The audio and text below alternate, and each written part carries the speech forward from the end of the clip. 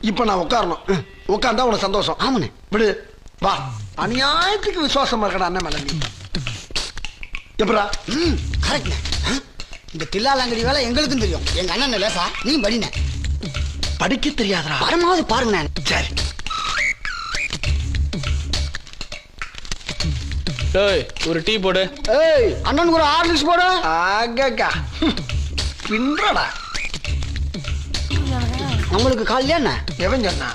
கால் மேல கால் தூக்கி போடுங்கண்ணே. அப்படித்தான்.